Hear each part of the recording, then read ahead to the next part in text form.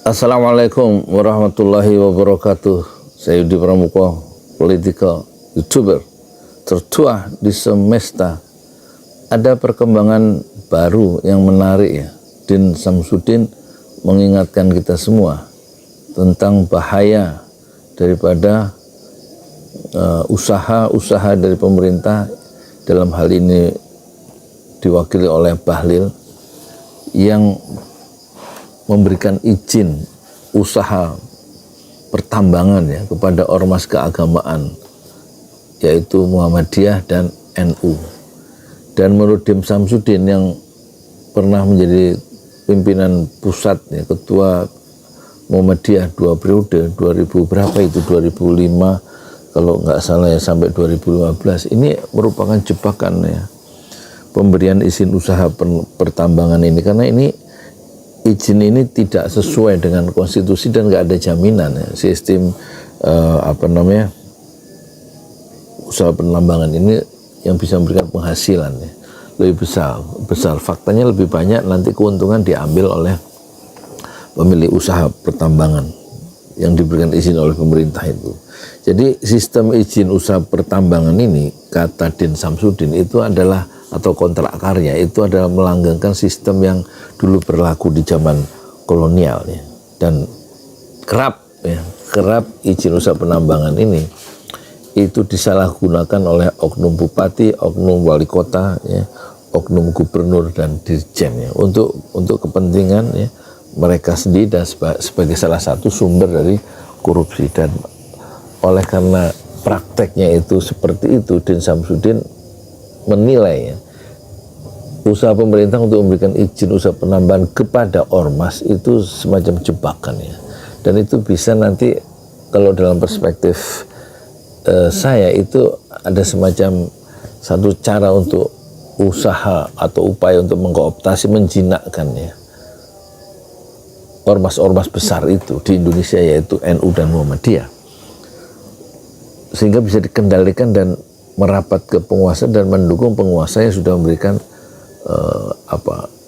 kebaikan itu kepada ormas Muhammadiyah untuk mengelola, termasuk NU untuk mengelola tambang. Dan ini berbahaya, nanti nggak ada lagi suara-suara moral ya, dalam yang diungkapkan oleh ormas keagamaan, karena mereka sudah terkooptasi. Tetapi anehnya, dan mungkin sebenarnya tidak aneh, NU langsung menerima tawaran itu dengan mendirikan PT. Dan kita tentu bisa paham, NU sejak lama itu memang dia sangat adaptif ya terhadap kekuasaan. Di zaman Bung Karno dia misalnya ikut ya terhadap tawaran Bung Karno untuk membentuk kabinet kaki tiga dan mendukung konsep Nasakom, nasionalisme, agama, dan komunis. Jadi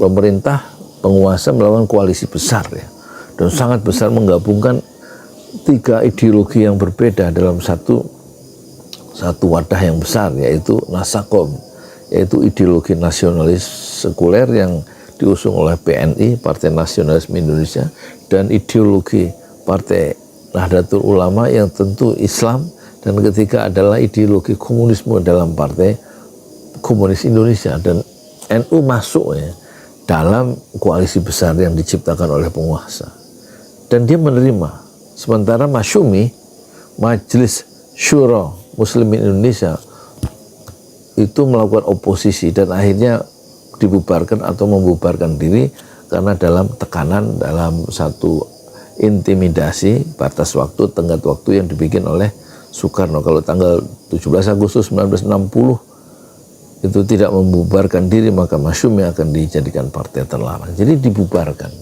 atau membubarkan diri demi kemaslahatan yang lebih luas. Bapak-bapak kita, tokoh-tokoh kita di Masyumi itu memilih mendatangi istana dan mengajukan pembubaran diri partai politik Masyumi beserta organisasi mantalnya, underbownya. Karena kalau tidak, dalam batas waktu yang sudah ditentukan, tidak membubarkan diri, maka akan dicap sebagai partai terlarang dan akan menjadi alasan oleh lawan politik Masyumi, yaitu Partai Komunis Indonesia, untuk main kayu di seluruh wilayah Indonesia terhadap anggota-anggota atau masyumi, karena dianggap masyumi, sebagai partai terlarang. Ada satu semacam pembenaran bagi PKI untuk melakukan kekerasan dan melakukan kezaliman terhadap Masyumi kalau Masyumi melewati batas waktu yang ditentukan oleh Soekarno. Oleh karena itu mereka bermusyawarah dan memilih jalan yang terbaik, yaitu membubarkan diri untuk menghindari mudarat yang lebih besar. Ya, berhadapan dengan lawan-lawan dari Partai Islam Masyumi, yaitu PKI terutama. Tapi Nahdlatul Ulama yang dulu sebenarnya bergabung dengan Masyumi dan kemudian keluar ya, sebelum pemilu 55, keluar dari barisan barisan kesepakatan yang awalnya Masyumi adalah satu-satunya wadah aspirasi politik umat Islam di Indonesia, tapi bujukan-bujukan dari kekuasaan yang menggiurkan dengan tawaran-tawaran yang tentu salah satunya adalah jatah Menteri Agama, itu kemudian membuat Nahdlatul Ulama sebagai ormas itu keluar dari Masyumi dan kemudian mendirikan partai sendiri namanya Partai Nahdlatul Ulama yang kemudian bergabung menjadi Nasakom. Jadi dalam sejarahnya, dalam perspektif sejarah, Nahdlatul Ulama itu memang sangat adaptif terhadap kekuasaan dan dia tentu sangat tergiur ketika Bahlil sekarang menawarkan supaya ormas NU itu diberikan izin usaha penambangan dan langsung disambut. Dan tentu ini jebakan yang berhasil ya, menjerat nanti pada akhirnya dalam perspektif Muhammadiyah yang akan menjerat NU sendiri, karena terbukti dalam sejarah NU akhirnya berkelahi dengan PKI ya. Nasakom itu berakhir di lubang buaya dan kemudian terjadi perang saudara karena pertikaian politik, sehingga menurut Kolonel Sarwo Edi Wibowo ya, perang saudara itu menghancurkan kedua belah pihak dan memakan korban sampai 3 juta orang Indonesia mati di kedua belah pihak karena pertarungan ideologi yang tajam antara Islam dan komunisme. Itu sejarah kita. Dan sekarang pengurus besar Nahdlatul Ulama itu bermain api, langsung bentuk PT dan menerima tawaran dari penguasa yang sebentar lagi jatuh 5 bulan lagi atau berganti, yaitu pemerintahan Joko Widodo. Dan tampaknya mungkin pengurus besar Nahdlatul Ulama melihat ya, kondisi umatnya yang perlu dibantu secara ekonomi dengan cara mengelola tambang, tetapi dalam perspektif pemerintah atau perspektif penguasa tentu dia punya ya aturan main sendiri, punya taktik sendiri, punya strategi sendiri mengapa dia melepaskan tali lasonya ke leher ormas keagamaan dan berhasil menjerat atau menjebak Nahdlatul Ulama, karena kekuasaan yang sebentar lagi hilang dari Joko Widodo itu pengaruhnya akan diperkuat nanti setelah dia lengser dengan cara yang mendapat dukungan semacam proteksi dari organisasi keagamaan yang terbesar di Indonesia, yaitu Nahdlatul Ulama, bagi keamanan dan safety Joko Widodo yang sudah kehilangan kekuasaan. Setidak-tidaknya perlindungan sebagai bentuk balas budi karena Nahdlatul Ulama diberikan izin usaha pertambangan yang menggiurkan itu, tentu mereka akan melakukan semacam simbiosis, mutualisme, saling menguntungkan, mereka bersimbiosis. Tetapi kemudian ada harga yang harus dibayar tentu. Nahdlatul Ulama akan terkooptasi oleh penguasa berikutnya, karena penguasa berikutnya itu juga adalah konon penerus dari ideologi Jokowiisme dalam tanda petik. Tetapi pendekatan ideologi itu tidak dilakukan oleh pemerintah di dalam merangkul Nahdlatul Ulama, tapi yang dipakai adalah pendekatan yang sekarang sedang ngetren, yaitu pendekatan ekonomi. Dan itu berarti NU mencoba menyorongkan lehernya untuk dikendalikan, diatur kepalanya oleh oligarki.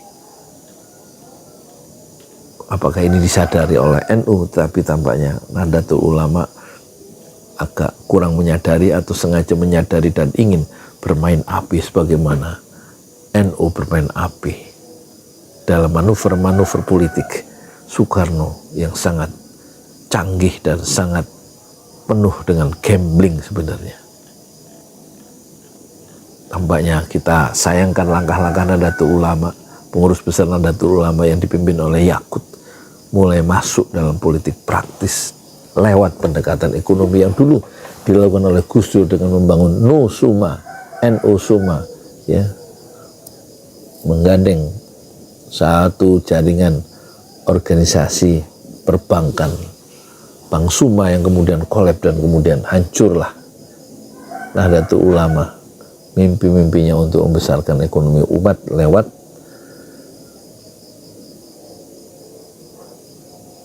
perbankan. Dan tampaknya kehancuran itu akan dirasakan oleh Nahdlatul Ulama ketika dia sekarang bermain-main dengan manuver-manuver atau dengan jaringan oligarki yang begitu kuat, yang sudah menjengkram dan sudah menguasai hampir 60 atau 80% kekayaan Indonesia, sementara NU di ujung kekuasaan Jokowi menerima remah-remah sisa-sisa dari sumber daya alam yang sudah lama dikuasai oleh 10 naga atau 9 naga. Tampaknya tidak ada akar rotan pun, tidak ada rotan akar pun jadi. Meskipun remah-remah, tinggal sisa-sisa. Tampaknya Yahya Stakuf mengambil keputusan yang berani di dalam sejarah dan membawa gerbong yang besar, yaitu Jamaah Nahdliyin, di dalam politik praktis yang akan menghancurkan mereka sendiri. Wallahu a'lam bishawab. Assalamualaikum warahmatullahi wabarakatuh.